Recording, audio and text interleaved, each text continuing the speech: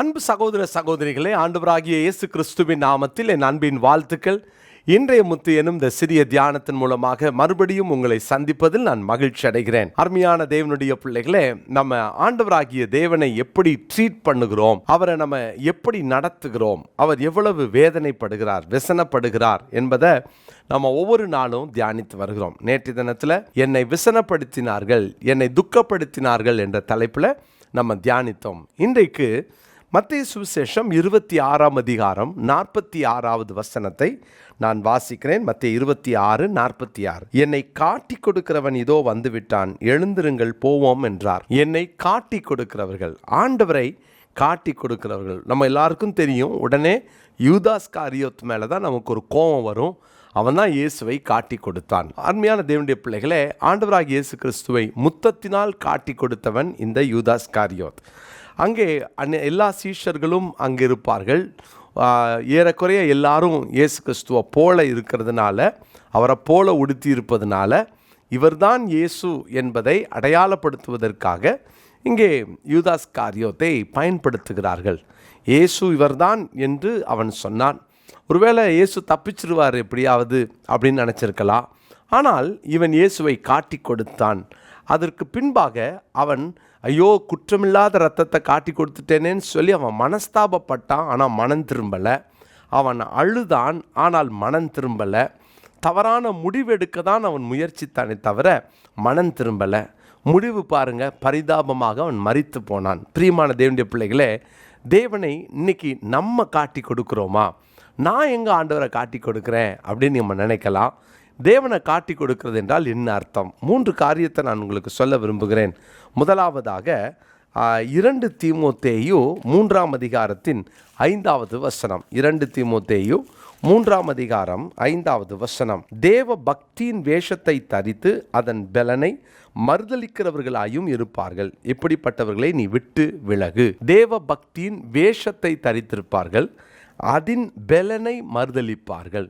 அவங்க பார்க்குறதற்கு பக்திமான்களாக இருப்பாங்களாம், ஆனால் அவங்கக்கிட்டேருந்து வெளிப்படுகிறது எல்லாமே தவறான செயல்கள். ஒரு மனுஷன் ஆண்டவரை காட்டி கொடுக்குறான் அப்படின்னா அவன் தேவ பக்தியின் வேஷத்தை தரித்து அதனுடைய பலனை மறுதலிக்கிறவர்களாக இருப்பார்கள். பாருங்கள், இன்றைக்கி நம்ம ஆண்டவருடைய பிள்ளைகளாக ஆலயத்துக்கு போகலாம், வேதம் வாசிக்கலாம், ஜெபம் பண்ணலாம். ஆனால் நம்முடைய வாழ்க்கையில் இயேசுவை காண்பிக்கலைன்னா அதில் என்ன பிரயோஜனம்? இதுவும் இயேசுவை காட்டி கொடுக்கறதற்கு அடையாளம். இன்றைக்கி நம்முடைய தவறான நடக்கையை ஒருத்தவங்க பார்த்தாங்கன்னா அவங்க, இவெல்லாம் கிறிஸ்தவனா அப்படின்னு கேட்குறாங்களா? நம்மளெல்லாம் கிறிஸ்தவர்கள் அப்படின்ற ஒரு அடையாளத்திலிருந்தே வெளியே எடுக்கிற அளவுக்கு எத்தனை செயல்கள் நம்முடைய வாழ்க்கையில் இருக்குது. இயேசு கிறிஸ்து நடந்த மாதிரி நம்ம நடக்கலை, அவர் செய்த மாதிரி நம்ம செய்யலை. அப்படின்னா நம்ம தேவ பக்தியின் வேஷத்தை தரித்து அதன் பலனை மறுதலிக்கிறவர்கள், அவரை காட்டி கொடுக்கிறவர்கள். இரண்டாவதாக லூக்கா சுவிசேஷம் 22ஆம் அதிகாரம் 48வது வசனத்தை நான் வாசிக்கிறேன். லூக்கா 22:48வது வசனம். இயேசு அவனை நோக்கி, யூதாசே, முத்தத்தினாலேயா மனுஷகுமாரனை காட்டி கொடுக்கிறாய் என்றார். காட்டி கொடுக்கிறது என்று சொன்னால் போலியான வாழ்க்கை. முதலாவது தவறான வாழ்க்கை, தவறான நடத்தை, தவறான ஒரு வாழ்க்கையினால் அவரை காட்டி கொடுக்கிறோம். ரெண்டாவது பாருங்களேன், போலியான வாழ்க்கை. இவன் வந்து ரபி நீர் வாழ்கன்னு சொல்லி முத்தமிட்டான். அப்போ அந்த முத்தம் உண்மையானதா? இல்லை, போலியானது, ஒரு மாய்மாலமான முத்தம். பிரியமானவர்களே, இன்றைக்கி நம்ம எத்தனை நேரம் ஒரு மாய்மால வாழ்க்கை வாழ்கிறோம், ஒரு மாய்மாலக்காரர்களாக வாழ்கிறோம். மாய்மாலமான முத்தம் இயேசு கிறிஸ்துவை காட்டி கொடுத்தது. இன்றைக்கி கூட நம்ம பல நேரங்களில் மாய்மாலங்களில் சிக்கி கொள்ளுகிறோம் இல்லையா? மாய்மாலமான வாழ்க்கை வாழ்கிறோம் இல்லையா? இன்றைக்கி இதை கேட்டுக்கிட்டு இருக்கிற பிரியமான தேவனுடைய பிள்ளைகளே, மாய்மால வாழ்க்கையை விட்டு வெளியே வாங்க. நம்ம உண்மையாக வாழ்வோம். எந்த விஷயத்துலலாம் நம்முடைய வாழ்க்கையில் தோற்று போகிறோமோ அதை தேவ சமூகத்தில் உண்மையாக சொல்லி மனம் திரும்பினா அவர் ஏற்றுக்கொள்வார். ஆனால் ஆண்டவரை காட்டி கொடுத்துறாதீங்க.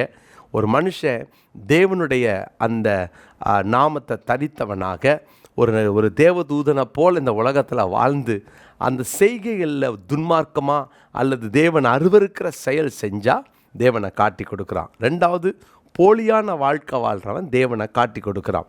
மூன்றாவது, மத்தேயு சுவிசேஷம் 26ஆம் அதிகாரம் 15வது வசனத்தை நான் வாசிக்கிறேன். மத்தேயு 26ஆம் அதிகாரம் 15வது வசனம். நான் அவரை உங்களுக்கு காட்டி கொடுக்கிறேன், நீங்கள் எனக்கு என்ன கொடுக்கிறீர்கள் என்றான். அவர்கள் அவனுக்கு 30 வெள்ளிக்காசை கொடுக்க உடன்பட்டார்கள். பாருங்க, இழிவான ஆதாயத்திற்கு ஆண்டவரை காட்டி கொடுக்குறவங்க.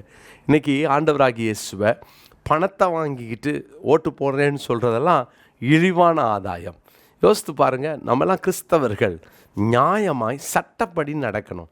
இழிவான ஆதாயத்துக்காக 500க்கும் 100க்கும் 1000த்துக்கும் தேவனை விற்று போடுகிறவர்களாய் ஒருவேளை நம்ம வாழ்க்கை இருக்குதா? கவனம்.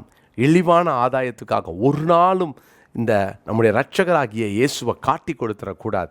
இது எவ்வளவு ஒரு கீழ்த்தரமான காரியம் இல்லையா? இயேசு கிறிஸ்துவை நம்ம செயல்களால் துக்கப்படுத்தி அவரை காட்டி கொடுக்குறோமோ, போலியான வாழ்க்கை வாழ்ந்து காட்டி கொடுக்குறோமோ, இழிவான ஆதாயத்துக்காக இயேசுவை காட்டி கொடுக்குறோமோ, மனம் திரும்புவோம். கர்த்தருடைய பிள்ளைகளே, இந்த நாளில் நம்ம ஆண்டவரை காட்டி கொடுக்குறவராய் அல்ல, நம்மளை பார்க்குறவங்க இயேசுவை பார்க்கணும். அந்த அளவுக்கு வாழணும்.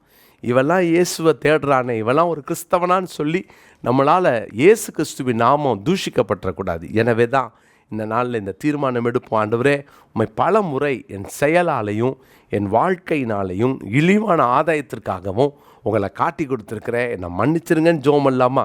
இந்த நாளுக்குரிய மனப்பாட வசனம் 2 தீமோத்தேயு 3ஆம் அதிகாரம் 5வது வசனம். 2 தீமோத்தேயு 3ஆம் அதிகாரம் 5ஆம் வசனம். இந்த வசனத்தை மனப்பாடம் பண்ணி நம்ம ஒப்பித்து அந்த போலிங்கை பயன்படுத்தி வாட்ஸ்அப் குரூப்பில் போட மறந்துடாதீங்க.